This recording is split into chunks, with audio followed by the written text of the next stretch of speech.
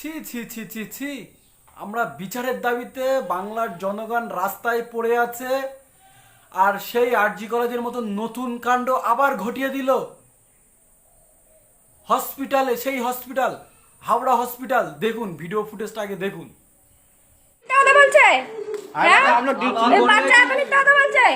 এই সিটি স্ক্যানের ঘরে বাচ্চাকে দরজা বন্ধ করে কিস করে নোংরা নোংরা কথা বলে প্যান্ট খুলে হ্যাঁ কোন ধরবি তো মেলা ফেলা দেবো তুই চিনিস না মা কাসম রুক তুই আমি রুক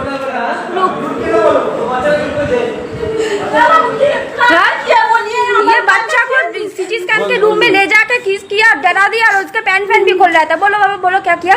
पैन खोला, बोले कभी से वीडियो देखी हो। ঠোঁটের মধ্যে কামড়িয়েছে, ঠোঁট লাল হয়ে গেছে বাচ্চাটা। হ্যাঁ কোনো গার্জিয়ানকে ভেতরে অ্যালাউ করেনি, এদিকে রুম আছে গার্জিয়ান বসার। जब चिल्ला रहे थे सिटी स्कैन করতে গেলে কেউ চেঁচায়? तो इंजेक्शन दे देंगे। এই বাবা বাহাদুর টেনে নিয়ে তোকে ইনজেকশন দিয়ে দেবে বলছো বল। বা ভাই তুই বাবাকে ভেতরে নে তো, তুই বাবাকে ভেতর থেকে নে।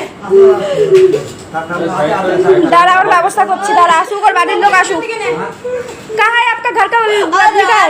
जल्दी बुलाइए, पुलिस को भी बुलाइए। কোথায় যাচ্ছ? এত কিছু দেখো কোথায় যাচ্ছ?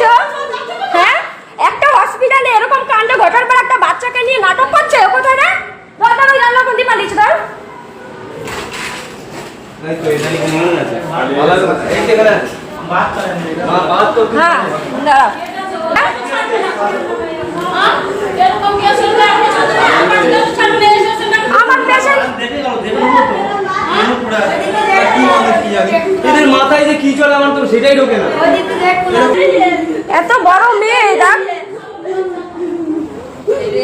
পুলিশকে ডাকো। कैमरा लगा हुआ है, कैमरा लगा हुआ है। एक मिनट रुकिए अंदर कैमरा है। हाँ सर बात करो।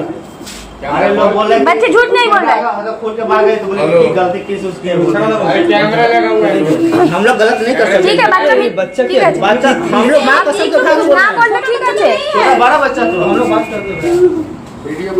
नहीं नहीं नहीं দেখেছেন, আমরা এখনো আরজি কলেজের বিচার পাইনি, অর্থাৎ বাংলার মানুষ এখনো বিচার পায়নি। সেই নতুন ঘটনা, ফের সেই ঘটনা, ফের একই 13 বছরের নাবালিক মেয়ে, তিনি তারা সিটি স্ক্যানের জন্য চিকিৎসার জন্য এসেছিলেন, আর সেই বোনকে নিয়ে আবারও যৌন মিলনের চেষ্টা।